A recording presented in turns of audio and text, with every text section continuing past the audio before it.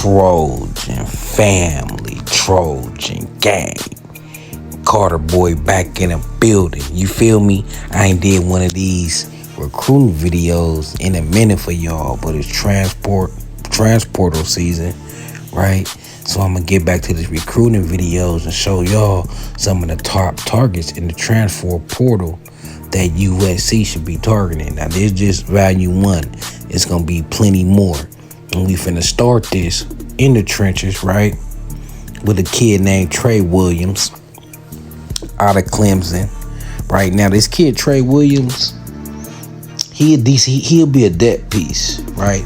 He'll definitely be a depth piece for USC in a defensive line. And then with Coach Henny, he might could take the next step in this game, even though he's a senior. He's not bad, right? So the kid, he total 14 tackles on the D-line, 7 solo, 7 assists, had 2 sacks, and he had 2 fumble recoveries, right? Big kid, 6'2", 315, defensive tackle, like a 3-tech, right? Trey Williams, like I said, he'll be a nice, solid depth piece USC can add on that defensive line. You can never have enough defensive line bodies. Now, this kid, he got a thick, big frame built to play defensive tackle. He got good length for his size, powerful and explosive. Has 3-tech and nose guard versatility, fast twitch muscles, strong lower body. He uncoils at the snap, violent at the point of attack, quick hands make it tough to engage him.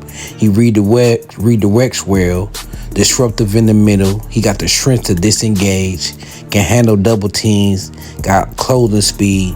His pad level pretty consistent. Pops up too quick at the snap though. Need to reshape and continue to build his body a little bit. And if he could develop right and Coach Henny could bring the best out of him, this kid can maybe go into the NFL draft anywhere between the 4th and 7th round. So Trey Williams, this is kind of like, it'll be an underrated pickup. I think some dog work with this kid. I think he had potential, and this could be his year if he came to SC where he could break out, right? Then, of course, we got, and Trey Williams is from Clemson, right? So now as we move on, we got Jeffrey Embera, right? Now, this kid is from Purdue. Now, we all know this kid got USC on his visit list. He's coming to Troy to visit USC, right? Now, this kid, he a big, long athlete that has a good will proportion built and frame with good length. He still has room to grow to add more strength. See, once he get into, continue developing, right, he at 6'6", right? So when you got a guy that's 6'6", like Jeffrey Embera, you got room to play with, right? So if we want to add weight on him, we can. Or we could keep him where he at. Now, he was playing inside and outside at Purdue. You'll see him line up at inside and outside. Like I said, he's 6'6", 300 pounds. They could add more and make him an interior to strictly interior D tackle, or they could keep him like that where he versatile. And we know Deontay Lynn loves versatile defenders, right? He could play either a 3-4 scheme or a 4 down front. He does a good job playing with low pass and a flat back to hold the point or two to gain an edge on the offensive line where he can penetrate and rush the passer. Does a good job when getting double teamed and anchoring down and staying low where he doesn't get rooted out of his gap. Flashes solid agility with some hip tightness, but good speed with a nice burst off the ball, and closing speed to the ball carrier is a plus. A strong, powerful punch that allows him to control linemen and shed them to make plays. He will need to refine his pass rush moves as he wins with the first step and get off right now. This talented player still got a high ceiling, still got the ability and tools and traits and all the factors you want to see in a Power 5 defensive lineman. This is another kid that got experience but still ain't took it to that next level, that next notch, and being a monster. But the tool set is there for Jeffrey Embera. Like I said, 6'6", 302 pounds coming to visit, I would definitely like this pickup. He would be a little more than a rotation piece. He will have the opportunity to start and get a lot of snaps if things go his way and he's improved and continue to excel on his game. Jeffrey Embera, the 6'6", 302-pound defensive lineman. Now I'm going to keep it on the defensive side of the ball, and we're going to talk about Marvin Jones Jr. out of Florida State, right? And you know Florida State been producing pretty good edges lately, right? So this is another one of their edges. This kid hopped in the portal. Marvin Jones Jr., 6'5", 255-pound edge. I know we got Braylon Shelby. I know we got Cam Fountain, but it don't hurt to have depth at the edge. You know, Jamil Hammond exhausted his eligibility, so it won't hurt to have another edge like Marvin Jones, right? Coming out of high school, he was one of the top pass rushers in his class, and he had 4 sacks this year with a lot of pressures, right? He was winning time after time when his explosive first step started out of high school. He started out of high school as a wide receiver, so that show you his athletic ability, and was a bit on the leaner side, but he's added 30 pounds since he been in college. 30 to 40 pounds additional mass has allowed him to get more aggressive at the point of attack. You know, he bends extremely well for a player his size and is able to run the corner better than most, right? Still developing a full menu of pass rushing moves, but is more than capable of dipping and ripping his way around blockers. Longer reach make it very difficult for quarterbacks and running backs to get away. Extra length also eliminates some throwing lanes. You know, he has experience working on both the 2 and the 3-point stance, right? So this kid is another versatile kid, a versatile defender that D'Anton Lynn could use in his system. And if you ask me, you could never get too many edge rushers, right? And we're going to stay on the trenches, right? We're going to stay on the trenches, but this side, we're going to go on the offensive side of the ball, right? With Percy Lewis. Now, Percy Lewis is a massive of a man, right? Percy Lewis is 6'7", 335 pounds, offensive lineman, right? He was he didn't I won't say he bounced around, but he played for Mississippi State. Then he went to Auburn, but he's been good everywhere he gone, right? This will be a good pickup for USC, most definitely getting Percy Lewis. Percy Lewis, like I said, he's a massive of a man. He's a mountain of a man, 6'7", 355. He came out of high school 380. They trimmed him down, so he got that size, that 6'7" size that you could play with, right? He's a good athlete for his size. He possesses good movement, body control, and agility. You know what I'm saying? He also has room for more development in his upper body. With that added strength will make him even more dominant at the point of attack.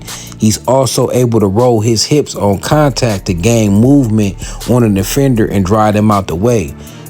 You know, he still could refine his technique for pass protection, but his pass protection is good, and he's great. He's very great in the run game, right?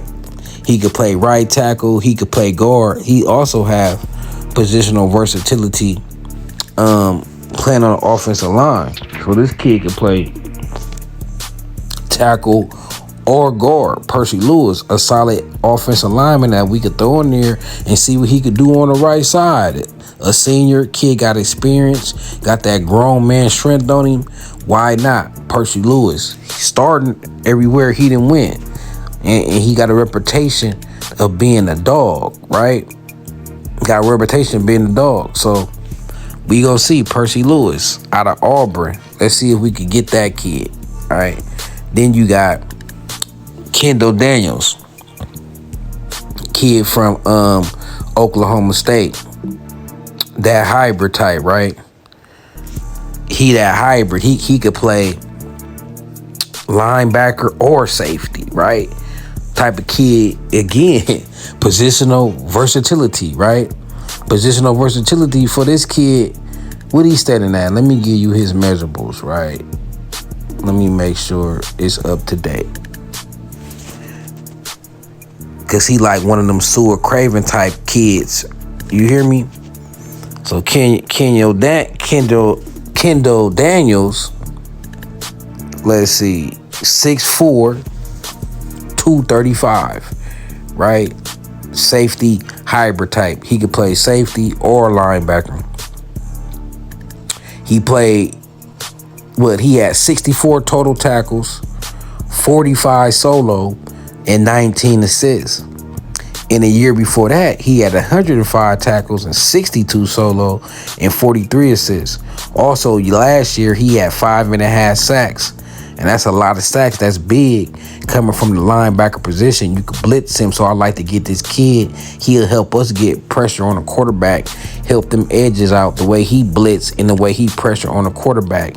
And he got 7 pass deflections and 5 career interceptions, right? So he just a playmaker that could just make plays all over the field for USC, and we could definitely need him. Add him with Gentry and Desmond Stevens, our linebacker core is solid. Add this kid, our linebacking core is solid. I like it already if we could get Kendo Daniels out of Oklahoma State. Like I said, them hybrid players that's versatile, gonna fit well and great in the Anton Lynn system, right? And then you got kids like Jaden Harris, right? Now, Jaden Harris is a safety. I like the kid. I like this kid a lot. I love to see him back there with Kamari, right? I would love to see him with Kamari. Now, Jaden Harris is a 6 foot, 195 pound safety out of the Miami Hurricanes, right? He had 40 tackles last year. He had 26 solo tackles, and he had 14 assists, right? And 1.5 sacks playing the safety position.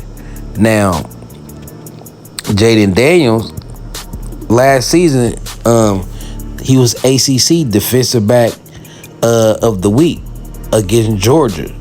Total 7 tackles, right? 1 tackle for loss, and got an interception, right?